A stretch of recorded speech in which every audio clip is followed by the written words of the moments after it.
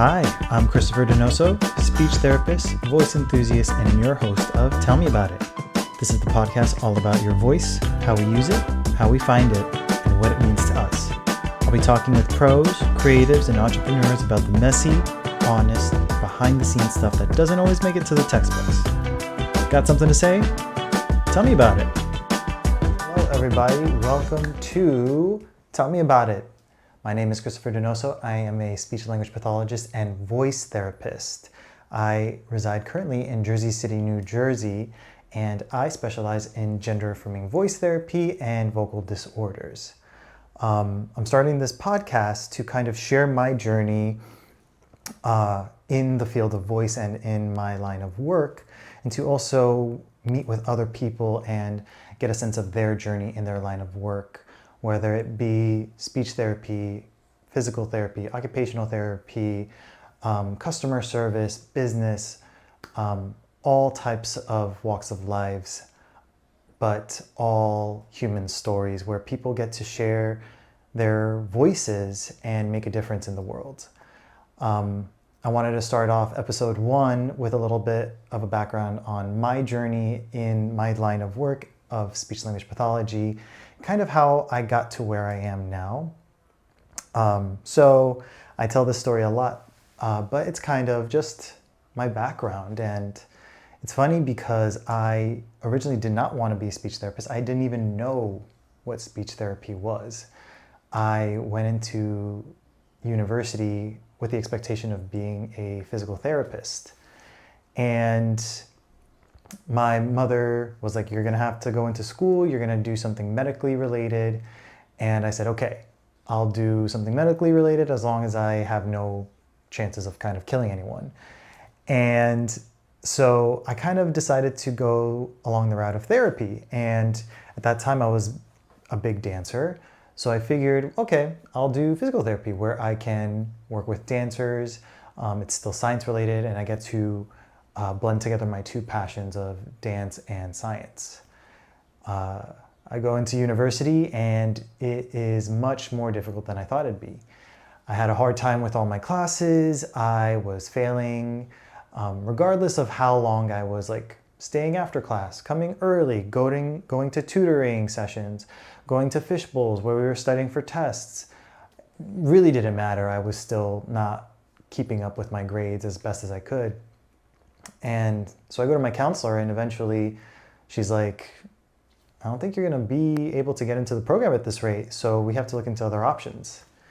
And the options were speech therapy or occupational therapy. Fortunately, occupational therapy was full, so she's like, even if your grades are perfect, you're not going to get in. So I was like, all right, looks like my only option is speech therapy. So I look into it a little bit, and I see it's like, oh, voice therapy is kind of a thing. That seems pretty interesting. I maybe could work with singers and actors and all that stuff. And I thought that was pretty cool. And then just looking more into things, I kind of run into a documentary called Do I Sound Gay? And from that documentary, we follow the journey of a gay man who is working on masculinizing his voice. He wants to get rid of the stereotypical gay voice that he has. And one of the people that he works with to kind of work on this is a speech therapist, along with vocal coaches and singing coaches and all that stuff. But I saw that a speech therapist can work on this as well. And that kind of really piqued my interest in this field. And from there on, I was kind of hooked on the idea of I'm going to be a voice therapist. So that's kind of the start of the journey. And then I'm going through university. I have to learn all the ins and outs of speech therapy, which is predominantly working with kiddos with language-based disorders. And it's okay. I'm doing a good job.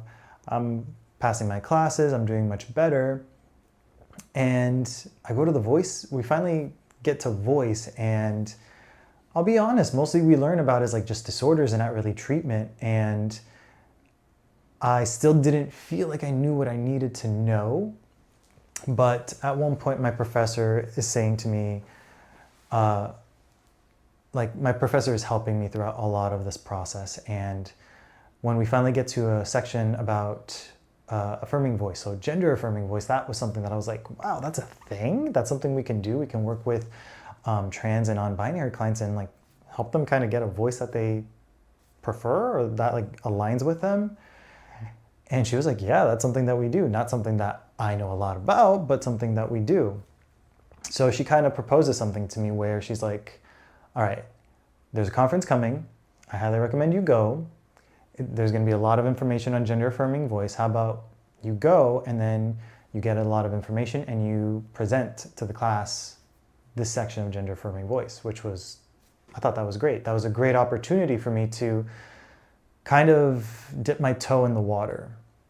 And since then, I was kind of like hooked in this world of gender affirming voice. With the little information and knowledge I had on like voice therapy. So I finished that, and then I finally am going through the last bits and pieces of speech therapy university, and I'm dedicated in like voice. My brain is telling me, as soon as I graduate, I'm gonna be a voice therapist. And I'm gonna find a clinical fellowship, which for those of you who don't know is pretty much a year where a speech therapist just fresh out of university works with like some supervision from another speech therapist. And it's kind of like the starting point of our careers. So I say, I'm gonna work with voice clients as soon as I get out, and that's what it's gonna be. I'm not gonna work in a school, I'm not gonna work with kids. And I couldn't do it. I could not find a voice placement. I couldn't find any place that was hiring that did voice. I couldn't find anyone who did voice. No positions were being listed. There were very few like types of locations that actually did it. And I was still very like shy and insecure about like my ability. So I really didn't reach out to a lot of them. So like, you know what? Okay, I'm gonna do my CF in a school. And then when I graduate, I'm gonna apply to a voice position and I'm gonna get it. And that's what I'm gonna do. I finished my clinical fellowship, working in a school. It's all right. I did it fine. And then I'm like, okay, now I'm gonna find a voice position. And I couldn't find any positions still. And it was disheartening, but I was like, okay, I'm gonna keep looking. I'm gonna keep searching. I'm gonna keep finding.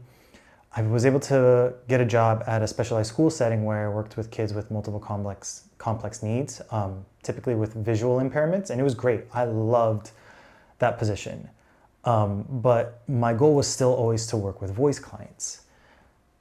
And things are going along. I'm still looking, but not really like pushing for a lot of voice stuff. And then eventually COVID hits. And because of COVID, things were kind of shut down, and the world of online seminars and webinars and trainings and information kind of just blew up. And that's where I started to learn about opening my own practice. From that, I was able to upgrade a lot of my home tech and online gear to make things a little bit more optimal, just because I like a lot of video games, and I was into the idea of streaming on Twitch at the time. So I had a lot of good computer gear for telehealth. And I was like, okay, I guess if I can't find a voice job, maybe I can start seeing my own clients and I can do it myself. So I start my own private practice, CD Speech Therapy, and I make my own website. I have some other, we'll get into that another time, but I was able to get my own website up and running.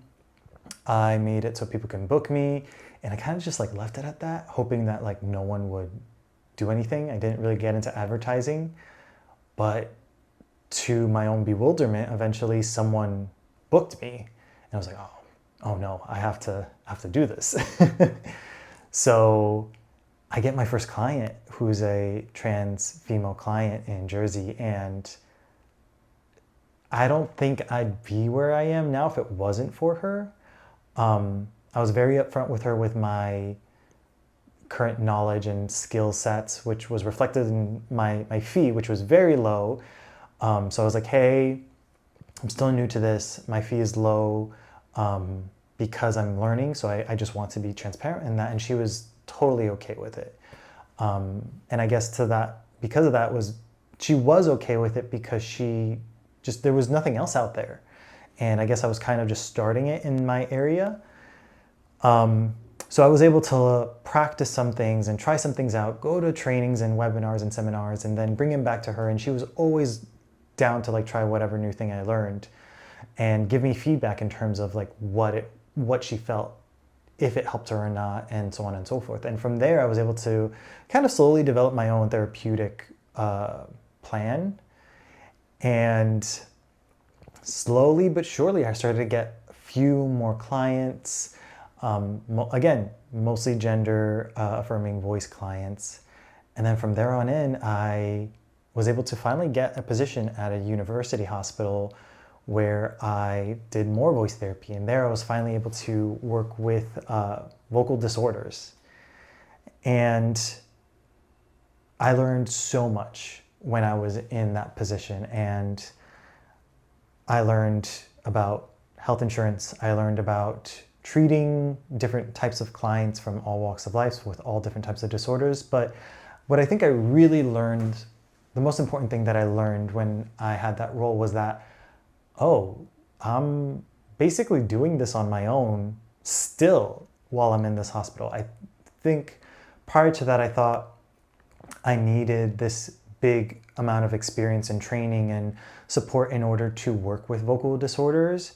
But when I was in that position, I was still kind of on my own. I had my own office and people would come into me and I just got the clients and I would just have to pretty much figure it out on my own still.